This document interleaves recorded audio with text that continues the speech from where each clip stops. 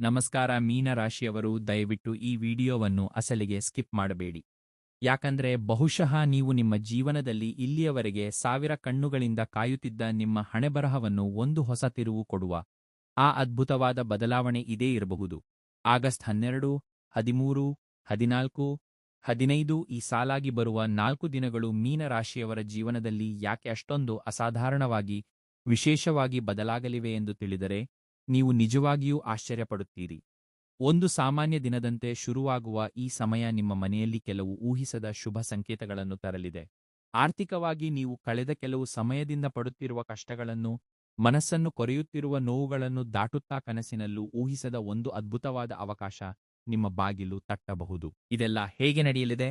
ಅಸಲಿಗೆ ಈ 4 ದಿನಗಳಲ್ಲಿ ನಿಮ್ಮ ಮನೆಯಲ್ಲಿ ಕಾಲಿಡಲಿರುವ ಆ ಸಾಕ್ಷಾತ್ ಲಕ್ಷ್ಮೀದೇವಿಯ ಕೃಪೆ ಹೇಗಿರಲಿದೆ ಎಂಬುದನ್ನು ಪೂರ್ತಿಯಾಗಿ ತಿಳಿದುಕೊಳ್ಳಬೇಕೆಂದರೆ ಈ ವಿಡಿಯೋವನ್ನು ಎಲ್ಲೂ ನಿಲ್ಲಿಸದೆ ಕೊನೆಯವರೆಗೂ ಅತ್ಯಂತ ಏಕಾಗ್ರತೆಯಿಂದ ನೋಡಿ.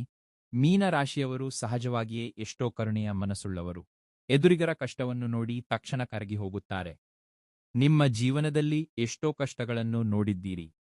ಎಷ್ಟೋ ಜನಕ್ಕೆ ನಿಮ್ಮಿಂದಾದ ಸಹಾಯ ಮಾಡಿ ಕೊನೆಗೆ ನಿಮಗೆ ಕಷ್ಟ ಬಂದಾಗ ಯಾರೂ ಆಸರೆಯಾಗದೆ ಎಷ್ಟೋ ಬಾರಿ ಮೋಸ ಹೋಗಿದ್ದೀರಿ, ಕಣ್ಣೀರು ಹಾಕಿದ್ದೀರಿ. ಆದರೆ ಈಗ ಕಾಲಚಕ್ರ ನಿಮ್ಮ ಕಡೆ ತಿರುಗುತ್ತಿದೆ. ಬರಲಿರುವ ಈ 4 ದಿನಗಳು ನಿಮ್ಮ ಜೀವನವನ್ನು, ನಿಮ್ಮ ಕುಟುಂಬದ ಪರಿಸ್ಥಿತಿಗಳನ್ನು ಹೇಗೆ ಪ್ರಭಾವಿಸಲಿವೆ ಎಂದು ನಾನು ಹೇಳುವ ಪ್ರತಿಯೊಂದು ಮಾತು ನಿಮ್ಮ ಮನಸ್ಸಿಗೆ ಆಳವಾಗಿ ತಲುಪುತ್ತದೆ. ದಯವಿಟ್ಟು ಮಧ್ಯದಲ್ಲಿ ಎಲ್ಲೂ ಸ್ಕಿಪ್ ಮಾಡಬೇಡಿ. ಯಾಕಂದ್ರೆ ವಿಡಿಯೋದ ಕೊನೆಯಲ್ಲಿ ನಾನು ಹೇಳಲಿರುವ ಒಂದೇ ಒಂದು ರಹಸ್ಯ ನಿಮ್ಮ ಜೀವನವನ್ನು ಸಂಪೂರ್ಣವಾಗಿ ಬದಲಾಯಿಸಬಲ್ಲ ಅತ್ಯಂತ ಪ್ರಮುಖವಾದ ವಿಷಯಕ್ಕಾಗಿ ನೀವು ಕಾಯಲೇಬೇಕು. ಆ ವಿಷಯವನ್ನು ಕೇಳದೆ ಹೋದರೆ ಒಂದು ಅದ್ಭುತವಾದ ಅವಕಾಶವನ್ನು ಕೈಯಾರೆ ಜಾರಿಸಿಕೊಂಡಂತೆ ಆಗುತ್ತದೆ. ಈ ಅದ್ಭುತವಾದ ಜ್ಯೋತಿಷ್ಯ ಮತ್ತು ಆಧ್ಯಾತ್ಮಿಕ ವಿಷಯಗಳನ್ನು ಮಾತನಾಡಿಕೊಳ್ಳುವ ಮುನ್ನ ಒಬ್ಬ ಸಾಮಾನ್ಯ ಜ್ಯೋತಿಷ್ಯ ಪಂಡಿತನಾಗಿ, ಕೇವಲ ನಿಮ್ಮ ಒಳಿತನ್ನು ಮಾತ್ರ ಬಯಸುವ ಒಬ್ಬ ಆತ್ಮೀಯನಾಗಿ ನನ್ನದೊಂದು ಸಣ್ಣ ವಿನಂತಿ.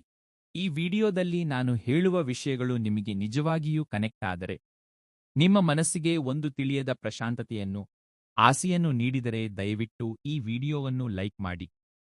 ಹಾಗೆಯೇ ನಿಮ್ಮ ಕುಟುಂಬದ ಸದಸ್ಯರೊಂದಿಗೆ, ನಿಮಗೆ ಆತ್ಮೀಯರಾದ ಸ್ನೇಹಿತರೊಂದಿಗೆ ಖಂಡಿತವಾಗಿ ಶೇರ್ ಮಾಡಿ. ಯಾಕಂದ್ರೆ ಒಳ್ಳೆಯ ವಿಷಯವನ್ನು, ಆಧ್ಯಾತ್ಮಿಕ ಸತ್ಯವನ್ನು 10 ಜನರೊಂದಿಗೆ ಹಂಚಿಕೊಳ್ಳುವುದರಿಂದ ಆ ಭಗವಂತನ ಆಶೀರ್ವಾದ ನಮಗೆ ಇನ್ನಷ್ಟು ಲಭಿಸುತ್ತದೆ ಎಂದು ನಮ್ಮ ಶಾಸ್ತ್ರಗಳು ಹೇಳುತ್ತವೆ. ಇಂತಹ ಇನ್ನಷ್ಟು ಆಳವಾದ ಆಧ್ಯಾತ್ಮಿಕ ಜ್ಯೋತಿಷ್ಯ ರಹಸ್ಯಗಳಿಗಾಗಿ, ನಿಮ್ಮ ಜೀವನಕ್ಕೆ ಸರಿಯಾದ ದಾರಿ ತೋರಿಸುವ ಅದ್ಭುತವಾದ ವಿಷಯಗಳಿಗಾಗಿ ನಮ್ಮ ಚಾನೆಲ್ ಕನ್ನಡ ಭಕ್ತಿ ಟಿವಿಯನ್ನು ತಕ್ಷಣವೇ ಸಬ್ಸ್ಕ್ರೈಬ್ ಮಾಡಿಕೊಳ್ಳಿ. ನನಗೇಕೋ ಮೀನ ರಾಶಿಯವರು ಈ ಮಧ್ಯದ ಅವಧಿಯಲ್ಲಿ ಎಷ್ಟೋ ಕಠಿಣವಾದ ಸವಾಲುಗಳನ್ನು ಎದುರಿಸುತ್ತಿದ್ದಾರೆ ಎಂದು ಬಲವಾಗಿ ಅನಿಸುತ್ತಿದೆ. ನಿಮ್ಮಲ್ಲಿ ತುಂಬಾ ಜನ ಯಾರೊಂದಿಗೂ ಹೇಳಿಕೊಳ್ಳಲಾಗದ ಆರ್ಥಿಕ ಕಷ್ಟಗಳು, ತೊಂದರೆಗಳಿಂದ ಒದ್ದಾಡುತ್ತಿರಬಹುದು. ರಾತ್ರಿ ಹಗಲು ಕಷ್ಟಪಟ್ಟರೂ ತೀರದ ಸಾಲದ ಬಾಧೆಗಳು ನಿಮ್ಮನ್ನು ನಿದ್ದೆ ಮಾಡದಂತೆ ಮಾಡುತ್ತಿರಬಹುದು. ಅಥವಾ ನೀವು ನಂಬಿಕೊಂಡು ಮಾಡುತ್ತಿರುವ ಉದ್ಯೋಗದಲ್ಲಿ ಊಹಿಸದ ಒತ್ತಡಗಳು, ಮೇಲಾಧಿಕಾರಿಗಳಿಂದ ಕಿರುಕುಳ, ಎಷ್ಟೋ ಆಸೆಯಿಂದ ಶುರು ಮಾಡಿದ ವ್ಯಾಪಾರದಲ್ಲಿ ನಷ್ಟಗಳು ನಿಮ್ಮನ್ನು ಕುಗ್ಗಿಸುತ್ತಿರಬಹುದು. ಕೆಲವು ಬಾರಿ ಕುಟುಂಬದ ಸದಸ್ಯರ ಮಧ್ಯೆ ಅರ್ಥವಿಲ್ಲದ ಜಗಳಗಳು, ವಿವಾಹಕ್ಕೆ ಸಂಬಂಧಿಸಿದ ತೊಂದರೆಗಳು, ಮಕ್ಕಳ ಭವಿಷ್ಯದ ಬಗೆಗಿನ ಚಿಂತೆ, ಅಥವಾ ಯಾವ ವೈದ್ಯರೂ ಸರಿಯಾದ ಕಾರಣ ಹೇಳಲಾಗದ ಆರೋಗ್ಯ ಸಮಸ್ಯೆಗಳು ನಿಮ್ಮನ್ನು ಒಳಗೊಳಗೆ ಕಾಡುತ್ತಿರಬಹುದು. ನಿಮ್ಮ ಮನಸ್ಸಿನಲ್ಲಿರುವ ಆ ವೇದನೆ ಏನು? ಪ್ರಸ್ತುತ ನೀವು ಎದುರಿಸುತ್ತಿರುವ ಆ ಅತಿ ದೊಡ್ಡ ಸಮಸ್ಯೆ ಏನು ಎಂಬುದನ್ನು ದಯವಿಟ್ಟು ಕೆಳಗೆ ಕಮೆಂಟ್ನಲ್ಲಿ ಬರೆದು ನನ್ನೊಂದಿಗೆ ಹಂಚಿಕೊಳ್ಳಿ. ನಿಮ್ಮ ಬಾಧೆಯನ್ನು ನನ್ನ ಸ್ವಂತ ಬಾಧೆ ಎಂದು ಭಾವಿಸಿ, ನಿಮ್ಮ ಸಮಸ್ಯೆಗಳನ್ನೆಲ್ಲ ಆ ಭಗವಂತನ ಪಾದಗಳ ಬಳಿ ಇಟ್ಟು, ನೀವು ಆ ಕಷ್ಟಗಳಿಂದ ಬೇಗನೆ ಸುರಕ್ಷಿತವಾಗಿ ಹೊರಬರಬೇಕೆಂದು ನಾನು ನನ್ನ ಇಷ್ಟದೈವದಲ್ಲಿ ಅತ್ಯಂತ ಭಕ್ತಿ ಶ್ರದ್ಧೆಗಳಿಂದ ಪ್ರಾರ್ಥಿಸುತ್ತೇನೆ. ನಿಮ್ಮ ಬಾಧೆಯನ್ನು ಹಂಚಿಕೊಳ್ಳಲು ಏನೇನೂ ಹಿಂಜರಿಯಬೇಡಿ, ನಾಚಿಕೆ ಪಡಬೇಡಿ. ಯಾಕಂದ್ರೆ ಮನಸ್ಸಿನಲ್ಲಿರುವ ಭಾರವನ್ನು ದೈವದ ಮುಂದೆ ಇಟ್ಟಾಗಲೇ ಮನಸ್ಸು ಹಗುರವಾಗಿ ಅರ್ಧ ಕಷ್ಟ ತೀರಿಹೋಗುತ್ತದೆ. ಇಲ್ಲೇ ಅಸಲಿ ವಿಷಯವಿದೆ. ಯಾವಾಗ ನೀವು ನಿಮ್ಮ ಕಷ್ಟವನ್ನು ವಿಶ್ವಕ್ಕೆ ತಿಳಿಸುತ್ತೀರೋ, ವಿಶ್ವವು ಅದಕ್ಕೆ ಪರಿಹಾರವನ್ನು ಹುಡುಕುವ ಕೆಲಸ ಶುರು ಮಾಡುತ್ತದೆ. ಇನ್ನು ಜ್ಯೋತಿಷ್ಯ ಶಾಸ್ತ್ರದ ಪ್ರಕಾರ ಅಸಲಿ ವಿಷಯಕ್ಕೆ ಬಂದರೆ, ಆಗಸ್ಟ್ 12ನೇ ತಾರೀಕು ಮೀನರಾಶಿಯವರಿಗೆ ಒಂದು ವಿಶಿಷ್ಟವಾದ, ಅತ್ಯಂತ ಶಕ್ತಿಶಾಲಿ ದಿನವಾಗಿ ಬದಲಾಗಲಿದೆ. ಆಕಾಶದಲ್ಲಿ ನಡೆಯುವ ಗ್ರಹಗಳ ಚಲನೆಗಳು ನಮ್ಮ ಜೀವನದ ಮೇಲೆ ಅದ್ಭುತವಾದ ಪ್ರಭಾವವನ್ನು ಬೀರುತ್ತವೆ. ಈ 12ನೇ ತಾರೀಕಿನಂದು ಸೂರ್ಯಗ್ರಹಣದ ಛಾಯೆಗಳು ಅಥವಾ ಆ ದಿನ ಏರ್ಪಡುವ ವಿಶೇಷವಾದ ಗ್ರಹ ಸಂಚಾರಗಳ ಹಿನ್ನೆಲೆಯಲ್ಲಿ ಮೀನರಾಶಿಯವರ ಅಂತರಂಗದಲ್ಲಿ ಒಂದು ರೀತಿಯ ಆಧ್ಯಾತ್ಮಿಕ ಮತ್ತು ಮಾನಸಿಕ ಬದಲಾವಣೆ ಶುರುವಾಗುತ್ತದೆ. ನಿಮ್ಮ ಆಲೋಚನಾ ವಿಧಾನದಲ್ಲಿ ನೀವು ಜೀವನವನ್ನು ನೋಡುವ ದೃಷ್ಟಿಯಲ್ಲಿ ಒಂದು ಊಹಿಸದ ಬದಲಾವಣೆ ಬರುತ್ತದೆ. ಆದರೆ ಇಲ್ಲಿ ನೀವು ಒಂದು ವಿಷಯ ಗಮನಿಸಬೇಕು. ನಿಖರವಾದ ಗ್ರಹಣದ ಸಮಯಗಳು ಯಾವಾಗ ಇರುತ್ತವೆ, ಅದರ ಪೂರ್ತಿ ಪಂಚಾಂಗದ ವಿವರಗಳು ಏನು ಎಂಬುದಕ್ಕಾಗಿ ದಯವಿಟ್ಟು ನಿಮ್ಮ ಸ್ಥಳೀಯ ಪಂಚಾಂಗವನ್ನು ಅಥವಾ ಕ್ಯಾಲೆಂಡರ್ ಅನ್ನು ಪರಿಶೀಲಿಸಿ. ಯಾಕಂದ್ರೆ ನೀವು ಇರುವ ಪ್ರದೇಶವನ್ನು ಬಟ್ಟಿ ಆ ಸಮಯಗಳಲ್ಲಿ ಸಣ್ಣಪುಟ್ಟ ಬದಲಾವಣೆಗಳು ಇರುವ ಸಾಧ್ಯತೆಯಿದೆ.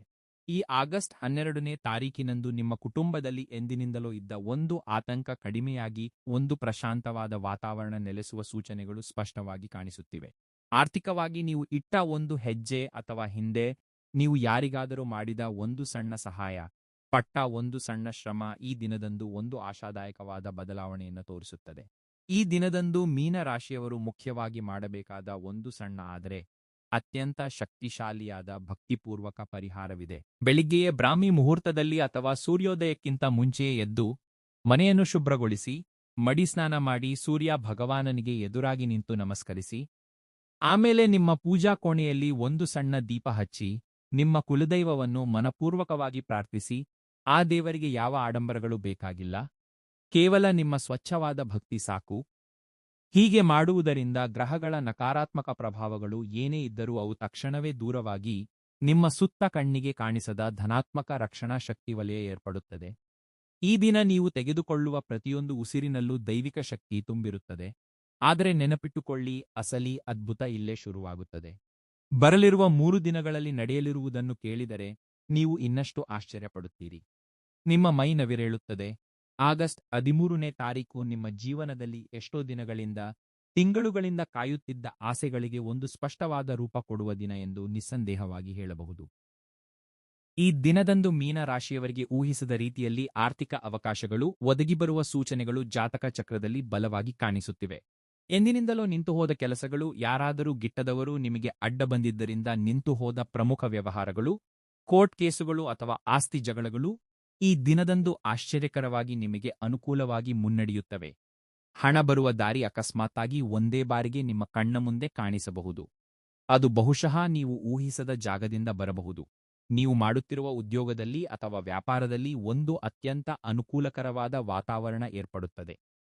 ನಿಮ್ಮ ಕಷ್ಟವನ್ನು ಗುರುತಿಸದ ಮೇಲಾಧಿಕಾರಿಗಳಿಂದ ಅಥವಾ ನಿಮ್ಮೊಂದಿಗೆ ಭಿನ್ನಾಭಿಪ್ರಾಯ ಹೊಂದಿದ್ದ ವ್ಯಾಪಾರದ ಪಾಲುದಾರರಿಂದ ನಿಮಗೆ ಪ್ರಶಂಸೆ ಅಥವಾ ಒಂದು ಊಹಿಸದ ಶುಭವಾರ್ತೆ ತಲುಪಬಹುದು. ಮನೆಯಲ್ಲಿ ಕುಟುಂಬದ ಸದಸ್ಯರ ಮಧ್ಯೆ, ಮುಖ್ಯವಾಗಿ ಗಂಡ ಹೆಂಡತಿಯ ಮಧ್ಯೆ ಎಂದಿನಿಂದಲೂ ಇದ್ದ ಒಂದು ಸಣ್ಣಪುಟ್ಟ ಮುನಿಸು, ಅಪಾರ್ಥ ಸಂಪೂರ್ಣವಾಗಿ ತೊಲಗಿಹೋಗಿ ಎಲ್ಲರ ಮುಖದಲ್ಲೂ ಸಂತೋಷದ ನಗು ಅರಳುತ್ತದೆ. ಆದರೆ ಇಲ್ಲಿ ನಾನು ಒಂದು ವಿಷಯ ನಿಮಗೆ ಸ್ಪಷ್ಟವಾಗಿ, ನೇರವಾಗಿ ಅರ್ಥವಾಗುವಂತೆ ಹೇಳಬೇಕು. ಜ್ಯೋತಿಷ್ಯ ಶಾಸ್ತ್ರ ಎಂಬುದು ಗ್ರಹಗಳ ಅನುಕೂಲವನ್ನು, ಆ ಸಮಯದಲ್ಲಿ ಇರುವ ಅವಕಾಶಗಳನ್ನು ಮಾತ್ರ ಸೂಚಿಸುತ್ತದೆ. ಆದರೆ ಇದು ಯಾವುದೇ ಕುರುಡು ಭರವಸೆಯಲ್ಲ. ಹಣ ಬರುವ ದಾರಿ ಕಾಣಿಸುತ್ತಿದೆಯಲ್ಲ ಎಂದು ನೀವು ಮನೆಯಲ್ಲಿ ಕುಳಿತು ಯಾವುದೇ ಪ್ರಯತ್ನ ಮಾಡದೇ ಇದ್ದರೆ ಲಾಭಶೂನ್ಯ. ಈ 13ನೇ ತಾರೀಕಿನಂದು ವಿಶ್ವವು ನಿಮಗೆ ಒಂದು ಅದ್ಭುತವಾದ ದಾರಿಯನ್ನು ತೋರಿಸುತ್ತದೆ. ಆ ದಾರಿಯಲ್ಲಿ ಧೈರ್ಯವಾಗಿ ಹೆಜ್ಜೆ ಇಡಬೇಕಾದ ಜವಾಬ್ದಾರಿ ನಿಮ್ಮದೇ. ಈ ದಿನದಂದು ನಿಮ್ಮ ಫೋನ್ಗೆ ಬರುವ ಒಂದು ಸಣ್ಣ ಮೆಸೇಜ್ ಅಥವಾ ಒಬ್ಬ ಹಳೆಯ ಸ್ನೇಹಿತನಿಂದ ಬರುವ ಫೋನ್ ಕಾಲ್ ನಿಮ್ಮ ಭವಿಷ್ಯಕ್ಕೆ ಒಂದು ಹೊಸ ಬುನಾದಿ ಹಾಕಬಹುದು. ಯಾವುದನ್ನೂ ಹಗುರವಾಗಿ ತೆಗೆದುಕೊಳ್ಳಬೇಡಿ. ಅಷ್ಟೊಂದು ಅದೃಷ್ಟವನ್ನು ಹೊತ್ತು ತರುತ್ತಿರುವ ಈ ದಿನದ ನಂತರ ಬರಲಿರುವ 14ನೇ ತಾರೀಕು ಇನ್ನೆಷ್ಟು ಅದ್ಭುತವಾಗಿ, ದೈವಿಕವಾಗಿ ಇರಲಿದೆಯೋ ಕೇಳಿದರೆ ನೀವು ನಿಜವಾಗಿಯೂ ಪುಳಕಿತಗೊಳ್ಳುತ್ತೀರಿ. ನೀವು ಬಯಸುವ ಆ ಅಸಲಿ ಬದಲಾವಣೆ ಅಲ್ಲೇ ನಡೆಯಲಿದೆ. ಆಗಸ್ಟ್ 14ನೇ ತಾರೀಕು ಸಾಕ್ಷಾತ್ ಆ ಕ್ಷೀರಸಾಗರ ಮಂಥನದಲ್ಲಿ ಉದ್ಭವಿಸಿದ ಶ್ರೀ ಮಹಾಲಕ್ಷ್ಮೀ ದೇವಿ ನಿಮ್ಮ ಮನೆಯಲ್ಲಿ ತನ್ನ ಪವಿತ್ರವಾದ ಪಾದಗಳನ್ನು ಇಡಲು ಅತ್ಯಂತ ಅನುಕೂಲಕರವಾದ ಪರಿಸ್ಥಿತಿಗಳನ್ನು ಕಲ್ಪಿಸುವ ದಿನವೆಂದು ಜ್ಯೋತಿಷ್ಯ ಪಂಡಿತರು, ಆಗಮಶಾಸ್ತ್ರ ನಿಪುಣರು ಭಾವಿಸುತ್ತಾರೆ. ಈ ದಿನದಂದು ನಿಮ್ಮ ಮನೆಯಲ್ಲಿ ಒಂದು ವರ್ಣಿಸಲಾಗದ, ಕಣ್ಣಿಗೆ ಕಾಣಿಸದ ದೈವಿಕ ಶಕ್ತಿ ಆವರಿಸಿಕೊಂಡಿರುವಂತೆ ನಿಮಗೆ ನೀವೇ ಸ್ವಯಂ ಆಗಿ ನಿಮ್ಮ ಮನಸ್ಸಿನಲ್ಲಿ ಅನುಭವಿಸುತ್ತೀರಿ. ಲಕ್ಷ್ಮೀದೇವಿಯ ಅನುಗ್ರಹಕ್ಕೆ ಸಂಬಂಧಿಸಿದ ಎಷ್ಟೋ ಶುಭ ಸಂಕೇತಗಳು ನಿಮ್ಮ ಮನೆಯ ವಾತಾವರಣದಲ್ಲಿ ಸ್ಪಷ್ಟವಾಗಿ ಕಾಣಿಸುತ್ತವೆ. ಧನಕ್ಕೆ ಸಂಬಂಧಿಸಿದ ವಿಷಯಗಳಲ್ಲಿ ನೀವು ಹಿಂದೆ ಪಟ್ಟ ಮಾನಸಿಕ ಯಾತನೆಗೆ, ಹರಿಸಿದ ಬೆವರಿನ ಶ್ರಮಕ್ಕೆ ತಕ್ಕ ಪ್ರತಿಫಲ ಈ ದಿನದಂದು ನಿಮ್ಮ ಕೈಗೆ ಸಿಗುವ ಸಾಧ್ಯತೆಯಿದೆ. ಕಷ್ಟದ ಕಾಲದಲ್ಲಿ ನೀವು ಯಾರಿಗೋ ಸಹಾಯ ಮಾಡಿ ಇನ್ನು ಆ ಹಣ ತಿರುಗಿ ಬರುವುದಿಲ್ಲ ಎಂದು ಆಸೆ ಬಿಟ್ಟುಕೊಂಡಿದ್ದ ಮೊತ್ತ ಅಕಸ್ಮಾತ್ತಾಗಿ ನಿಮ್ಮ ಕೈಗೆ ಬರಬಹುದು. ಅಥವಾ ಇಂದಿನಿಂದಲೋ ತಾಂತ್ರಿಕ ಕಾರಣಗಳಿಂದ ನಿಂತು ಹೋಗಿದ್ದ ಬ್ಯಾಂಕ್ ಲೋನ್ಗಳು, ಇತರ ಆರ್ಥಿಕ ಸಂಪನ್ಮೂಲಗಳು ನಿಮಗೆ ಲಭ್ಯವಾಗಬಹುದು. ಕುಟುಂಬದ ಸದಸ್ಯರೆಲ್ಲರೂ ನಿಮ್ಮ ಮಾತಿಗೆ ಅತ್ಯಂತ ಬೆಲೆ ನೀಡಿ, ನಿಮ್ಮ ಕಷ್ಟದ ಕಾಲದಲ್ಲಿ ನಿಮಗೆ ಬೆಂಬಲವಾಗಿ ಬೆಟ್ಟದಂತೆ ನಿಲ್ಲುತ್ತಾರೆ. ಈ 14ನೇ ತಾರೀಕಿನಂದು ಮೀನರಾಶಿಯವರು ಖಂಡಿತವಾಗಿ ಒಂದು ಸುಲಭವಾದ, ಅದ್ಭುತವಾದ ಲಕ್ಷ್ಮೀದೇವಿ ಪ್ರಾರ್ಥನೆ ಮಾಡಬೇಕು. ಗೋಧೂಳಿ ವೇಳೆ ಎಂದು ಕರೆಯುವ ಸಂಜೆ ಸೂರ್ಯಾಸ್ತಮಯದ ಸಮಯದಲ್ಲಿ ಇಲ್ಲು ಶುಭ್ರಗೊಳಿಸಿ, ನಿಮ್ಮ ಪೂಜಾ ಕೋಣೆಯಲ್ಲಿ ಹಸುವಿನ ತುಪ್ಪ ಅಥವಾ ಕನಿಷ್ಠ ಸ್ವಚ್ಛವಾದ ಎಳ್ಳೆಣ್ಣೆಯಿಂದ 2 ಬತ್ತಿಗಳನ್ನು ಹಾಕಿ ದೀಪಾರಾಧನೆ ಮಾಡಿ.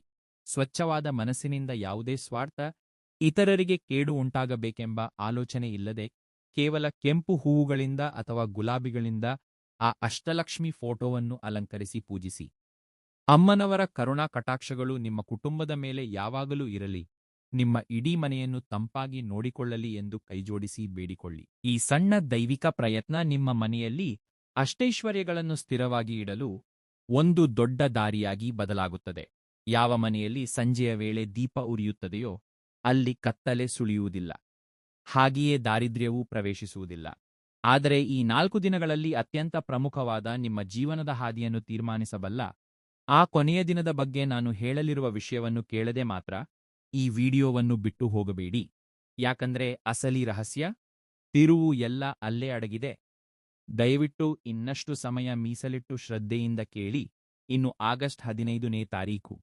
ಈ 15ನೇ ತಾರೀಕು ಕೇವಲ ಈ 4 ದಿನಗಳಲ್ಲೇ ಅಲ್ಲ, ಬಹುಶಃ ಈ ವರ್ಷದಲ್ಲೇ ಮೀನರಾಶಿಯವರಿಗೆ ಅತ್ಯಂತ ಪ್ರಮುಖವಾದ, ಅದೃಷ್ಟದಾಯಕವಾದ ದಿನವಾಗಿ ಬದಲಾಗಲಿದೆ ಅನ್ನೋದರಲ್ಲಿ ಯಾವುದೇ ಸಂದೇಹವಿಲ್ಲ. ಈ ದಿನದಂದು ಗ್ರಹಸ್ಥಿತಿಗಳು, ನಕ್ಷತ್ರ ಸಂಚಾರ ಮೀನರಾಶಿಯವರಿಗೆ ಅದ್ಭುತವಾದ ಗಜಕೇಸರಿ ಯೋಗವನ್ನು ಅಥವಾ ಧನಯೋಗವನ್ನು ನೆನಪಿಸುವ ಪರಿಸ್ಥಿತಿಗಳನ್ನು ಉಂಟುಮಾಡುತ್ತಿವೆ. ಕಳೆದ ಕೆಲವು ಸಮಯದಿಂದ ನಿಮ್ಮನ್ನು ಮಾನಸಿಕವಾಗಿ, ಶಾರೀರಿಕವಾಗಿ ಕುಗ್ಗಿಸಿದ ತೀವ್ರವಾದ ಆರ್ಥಿಕ ತೊಂದರೆಗಳು, ರಾತ್ರಿ ವೇಳೆ ನಿದ್ದೆಯಿಲ್ಲದೆ ನಿಮ್ಮನ್ನು ಹೆದರಿಸಿದ ಸಾಲದ ಸುಳಿಯಿಂದ ಕ್ರಮೇಣ ಹೊರಬರುವ ಒಂದು ಸ್ಪಷ್ಟವಾದ, ಸುರಕ್ಷಿತವಾದ ದಾರಿ ನಿಮಗೆ ಈ ದಿನದಂದು ಸಿಗುತ್ತದೆ. ನಿಂತು ಹೋಗಿದ್ದ ಕೆಲಸಗಳೆಲ್ಲ ಒಂದು ಕೊನೆಗೆ ಬರುತ್ತವೆ. ಎಂದಿನಿಂದಲೋ ಉದ್ಯೋಗದಲ್ಲಿ ಪ್ರಮೋಷನ್ಗಾಗಿ ಅಥವಾ ಟ್ರಾನ್ಸ್ಫರ್ಗಾಗಿ ಕಾಯುತ್ತಿರುವವರಿಗೆ ಅಥವಾ ವ್ಯಾಪಾರದಲ್ಲಿ ಬಂದ ನಷ್ಟಗಳನ್ನು ಸರಿದೂಗಿಸಿಕೊಂಡು ಲಾಭದ ಹಾದಿ ಹಿಡಿಯಬೇಕು ಅಂದುಕೊಳ್ಳುವವರಿಗೆ ಈ ದಿನ ಒಂದು ಸಂಜೀವಿನಿಯಂತೆ ಕೆಲಸ ಮಾಡುತ್ತದೆ. ಜ್ಯೋತಿಷ್ಯ ನಂಬಿಕೆಗಳ ಪ್ರಕಾರ ಈ 15ನೇ ತಾರೀಕಿನಂದು ನೀವು ತೆಗೆದುಕೊಳ್ಳುವ ಕೆಲವು ಪ್ರಮುಖ ನಿರ್ಧಾರಗಳು ನಿಮ್ಮ ಭವಿಷ್ಯಕ್ಕೆ ಬಂಗಾರದ ದಾರಿಗಳನ್ನು ಹಾಕಿಕೊಡುತ್ತವೆ. ಆದರೆ ಇಲ್ಲಿ ನೀವು ಗಮನಿಸಬೇಕಾದ ಅತಿ ಪ್ರಮುಖವಾದ ವಿಷಯ ಒಂದಿದೆ. ಯೂಟ್ಯೂಬ್ನಲ್ಲಿ ಕೆಲವರು ಆಕರ್ಷಣೆಗಾಗಿ ಹೇಳುವಂತೆ ಈ ದಿನ ಬೆಳಿಗ್ಗೆ ಎದ್ದ ತಕ್ಷಣ ನಿಮ್ಮ ಅಕೌಂಟಿಗೆ ಕೋಟಿಗಟ್ಟಲೆ ಬಂದು ಬೀಳುತ್ತದೆ, ಆಕಾಶದಿಂದ ಹಣದ ಮಳೆ ಸುರಿಯುತ್ತದೆ ಎಂದು ನಾನು ಯಾವುದೇ ಸುಳ್ಳು ಭರವಸೆ, ಮಾಯದ ಮಾತುಗಳನ್ನು ಹೇಳುವುದಿಲ್ಲ. ಅಂತಹವುಗಳನ್ನು ನಂಬಿ ಮೋಸ ಹೋಗಬೇಡಿ. ಜ್ಯೋತಿಷ್ಯ ಶಾಸ್ತ್ರ ಎಂಬುದು ಒಂದು ದೀಪದಂತೆ. ಕತ್ತಲೆಯಲ್ಲಿ ನಿಮಗೆ ದಾರಿ ತೋರಿಸುತ್ತದೆ, ಎಲ್ಲೆಲ್ಲಿ ತಗ್ಗುಗಳಿವೆಯೋ ಹೇಳುತ್ತದೆ. ಆದರೆ ಆ ದಾರಿಯಲ್ಲಿ ಎಚ್ಚರಿಕೆಯಿಂದ ನಡೆಯಬೇಕಾದದ್ದು ನೀವೇ. ಮೀನ ರಾಶಿಯವರ ಜಾತಕ ಚಕ್ರದಲ್ಲಿರುವ ಅನುಕೂಲದ ಪ್ರಕಾರ ಈ ದಿನದಂದು ನೀವು ಮಾಡುವ ಪ್ರತಿಯೊಂದು ಧರ್ಮಬದ್ಧವಾದ ಪ್ರಯತ್ನಕ್ಕೆ ಆ ಭಗವಂತನ ಪೂರ್ಣ ಬೆಂಬಲ ಸಿಗುತ್ತದೆ. ಕಷ್ಟಗಳೆಲ್ಲ ಗಾಳಿಯಲ್ಲಿ ತೂರಿ ಹೋಗಿ ಒಂದು ಹೊಸ ಬೆಳಕು ನಿಮ್ಮ ಜೀವನಕ್ಕೆ ಪ್ರವೇಶಿಸುತ್ತದೆ. ಅದಕ್ಕೆ ನಿಮ್ಮ ಕಡೆಯಿಂದ ಕೊಂಚ ಚಿತ್ತಶುದ್ಧಿ ಜೊತೆಯಾಗಬೇಕು. ಆದರೆ ಗ್ರಹಗಳು ಎಷ್ಟೇ ಅನುಕೂಲವಾಗಿದ್ದರೂ, ಅದೃಷ್ಟ ನಿಮ್ಮ ಬಾಗಿಲು ತಟ್ಟುತ್ತಿದ್ದರೂ ಮೀನರಾಶಿಯವರು ಈ ಸಮಯದಲ್ಲಿ ಕೆಲವು ವಿಷಯಗಳಲ್ಲಿ ಅತ್ಯಂತ ಎಚ್ಚರಿಕೆಯಿಂದ ನಡೆದುಕೊಳ್ಳಬೇಕು. ಇದು ತುಂಬಾ ಪ್ರಮುಖವಾದ ವಿಷಯ. ಕೊಂಚ ಶ್ರದ್ಧೆಯಿಂದ ಕೇಳಿ. ನೀವು ಸ್ವಭಾವತಃ ತುಂಬಾ ಕರುಣೆಯ ಮನಸ್ಸುಳ್ಳವರು. ಇತರರ ಕಷ್ಟ ನೋಡಿ ತಡೆಯಲಾಗುವುದಿಲ್ಲ. ನಿಮ್ಮ ಹತ್ತಿರ ಇಲ್ಲದಿದ್ದರೂ ಸಾಲ ಮಾಡಿಯಾದರೂ ಸಹಾಯ ಮಾಡಬೇಕು ಎನ್ನುವ ಗುಣ ನಿಮ್ಮದು. ಆದರೆ ಈ ಸಮಯದಲ್ಲಿ ಯಾರಿಗಾದರೂ ಸಾಲವಾಗಿ ಹಣ ಕೊಡುವ ವಿಷಯದಲ್ಲಿ ಅಥವಾ ಯಾರಿಗಾದರೂ ಬ್ಯಾಂಕ್ ಲೋನ್ಗಳಿಗಾಗಿ ಜವಾಬ್ದಾರಿಯಾಗಿ, ಶ್ಯೂರಿಟಿಯಾಗಿ ಸಹಿ ಮಾಡುವ ವಿಷಯದಲ್ಲಿ ತುಂಬಾ ಎಚ್ಚರಿಕೆಯಿಂದ ಇರಬೇಕು. ಎಮೋಷನಲ್ ಆಗಿ ನಿರ್ಧಾರಗಳನ್ನು ತೆಗೆದುಕೊಳ್ಳಬೇಡಿ. ಅನಗತ್ಯವಾದ ಐಷಾರಾಮಿ ಖರ್ಚುಗಳಿಗೆ ಕಡಿವಾಣ ಹಾಕಬೇಕು. ಯಾರಾದರೂ ಬಂದು ಕಡಿಮೆ ಸಮಯದಲ್ಲಿ ಹೆಚ್ಚು ಲಾಭ ಬರುತ್ತದೆ ಎಂದು ಹೇಳುವ ಆಕರ್ಷಕವಾದ, ವಂಚನೆಯ ಯೋಜನೆಗಳನ್ನು ನೋಡಿ ಯಾವುದೇ ಕಾರಣಕ್ಕೂ ಮೋಸ ಹೋಗದೇ ಇರಬೇಕು. ನಿಮ್ಮ ಜಾತಕದಲ್ಲಿ ಗ್ರಹಗಳ ಬದಲಾವಣೆಗಳು ನಿಮ್ಮ ಮನಸ್ಸನ್ನು ಈ ಸಮಯದಲ್ಲಿ ಕೊಂಚ ಚಂಚಲವಾಗಿ ಮಾಡುವ ಸಾಧ್ಯತೆ ಇದೆ. ಹಾಗಾಗಿ ಯಾವುದೇ ಕಾರಣಕ್ಕೂ ಅವಸರಪಟ್ಟು ಯಾವುದೇ ಪ್ರಮುಖ ನಿರ್ಧಾರಗಳನ್ನು ತೆಗೆದುಕೊಳ್ಳಬೇಡಿ. ಪ್ರತಿಯೊಂದು ವಿಷಯವನ್ನು 2-3 ಬಾರಿ ಆಲೋಚಿಸಿ. ಕುಟುಂಬದ ಸದಸ್ಯರೊಂದಿಗೆ, ಮುಖ್ಯವಾಗಿ ನಿಮ್ಮ ಜೀವನ ಸಂಗಾತಿಯೊಂದಿಗೆ ಮಾತನಾಡುವಾಗ ಪದಗಳ ವಿಷಯದಲ್ಲಿ ತುಂಬಾ ಎಚ್ಚರ ವಹಿಸಿ. ಸಣ್ಣಪುಟ್ಟ ಅಪಾರ್ಥಗಳು ದೊಡ್ಡ ಜಗಳಗಳಿಗೆ, ಮನಸ್ತಾಪಗಳಿಗೆ ದಾರಿ ಮಾಡಿಕೊಡುವ ಸಾಧ್ಯತೆ ಇರುವುದರಿಂದ ತಾಳ್ಮೆಯಿಂದ ಇರುವುದು ತುಂಬಾ ಅಗತ್ಯ. ಇತರರ ವಿಷಯಗಳಲ್ಲಿ ಮಧ್ಯಪ್ರವೇಶಿಸದೆ, ಊರಿನ ಪಂಚಾಯಿತಿಗಳನ್ನು ತಲೆಗೆ ಹಾಕಿಕೊಳ್ಳದೆ, ನಿಮ್ಮ ಕೆಲಸವನ್ನು ನೀವು ನೋಡಿಕೊಳ್ಳುವುದು ಈ 4 ದಿನಗಳಲ್ಲಿ ನಿಮಗೆ ತುಂಬಾ ಒಳಿತು ಮಾಡುತ್ತದೆ. ಈ ಸಣ್ಣಪುಟ್ಟ ಎಚ್ಚರಿಕೆಗಳನ್ನು ಪಾಲಿಸಿದರೆ ನಿಮ್ಮ ಬಾಗಿಲು ತಟ್ಟಿದ ಅದೃಷ್ಟ ಎಂದೆಂದಿಗೂ ನಿಮ್ಮ ಮನೆಯಲ್ಲೇ ಸ್ಥಿರವಾಗಿ ಉಳಿದು ಹೋಗುತ್ತದೆ. ಇದನ್ನು ಬಿಟ್ಟು ಗ್ರಹಗಳೆಲ್ಲ ಅವೇ ನೋಡಿಕೊಳ್ಳುತ್ತವೆ ತಾನೇ, ದೇವರೇ ಎಲ್ಲವನ್ನೂ ಮಾಡುತ್ತಾನೆ ಎಂದು ಕುರುಡಾಗಿ ನಂಬಿ ಅಜಾಗರೂಕತೆಯಿಂದ ನಡೆದುಕೊಂಡರೆ ಆ ಲಕ್ಷ್ಮೀದೇವಿಯ ಅನುಗ್ರಹವನ್ನು ನೀವೇ ಸ್ವಯಂ ಆಗಿ ಕೈಯಾರೆ ದೂರ ಮಾಡಿಕೊಂಡವರಾಗುತ್ತೀರಿ. ಈ ಮಾತು ಕೊಂಚ ಕಠಿಣವಾಗಿ ಅನಿಸಿದರೂ ಇದೇ ಅಪ್ಪಟ ಸತ್ಯ. ಸಾಕ್ಷಾತ್ ಆ ಲಕ್ಷ್ಮೀದೇವಿಯ ಅನುಗ್ರಹಕ್ಕಾಗಿ ಮೀನರಾಶಿಯವರು ತಮ್ಮ ದೈನಂದಿನ ಜೀವನದಲ್ಲಿ ಆಚರಿಸಬೇಕಾದ ಕೆಲವು ಸುಲಭವಾದ, ಎಷ್ಟೋ ಪ್ರಾಚೀನವಾದ, ಅತ್ಯಂತ ಶಕ್ತಿಶಾಲಿಯಾದ ಪರಿಹಾರಗಳ ಬಗ್ಗೆ ಈಗ ನಾವು ಆಳವಾಗಿ ಮಾತನಾಡಿಕೊಳ್ಳೋಣ.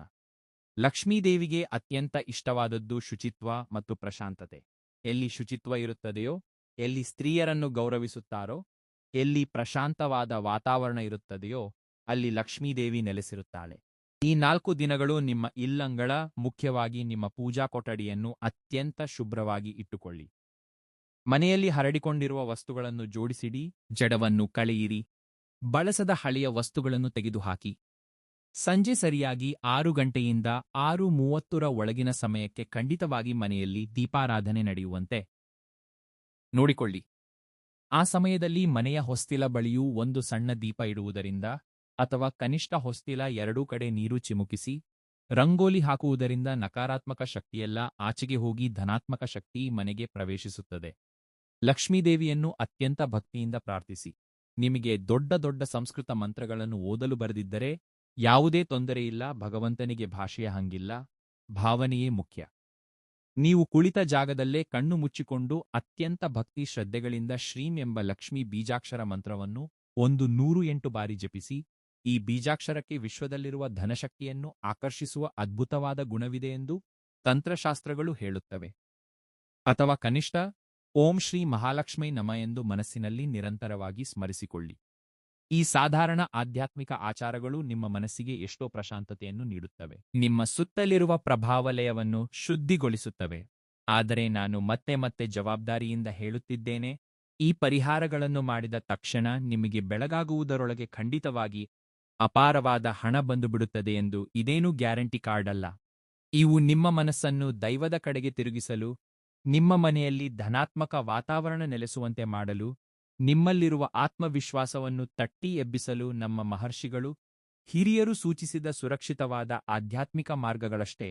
ನಿಮ್ಮ ಪ್ರಾಮಾಣಿಕತೆಯಿಂದ ಕೂಡಿದ ಕಷ್ಟ, ನಿಮ್ಮ ಪಟ್ಟು, ಅದಕ್ಕೆ ಜೊತೆಯಾಗಿ ಈ ದೈವಬಲ ಸೇರಿದಾಗ ಮಾತ್ರವೇ ನಿಮ್ಮ ಜೀವನದಲ್ಲಿ ನಿಜವಾದ ಅದ್ಭುತಗಳು ನಡೆಯುತ್ತವೆ. ಈ 4 ದಿನಗಳಲ್ಲಿ ಮೀನರಾಶಿಯವರಿಗೆ ನಿಮ್ಮ ಮನೆಯಲ್ಲಿ ಅಥವಾ ನಿಮ್ಮ ಸುತ್ತಮುತ್ತ ಕೆಲವು ಅದ್ಭುತವಾದ ಶುಭ ಸಂಕೇತಗಳು ಕಾಣಿಸುವ ಸಾಧ್ಯತೆ ಹೆಚ್ಚಾಗಿದೆ.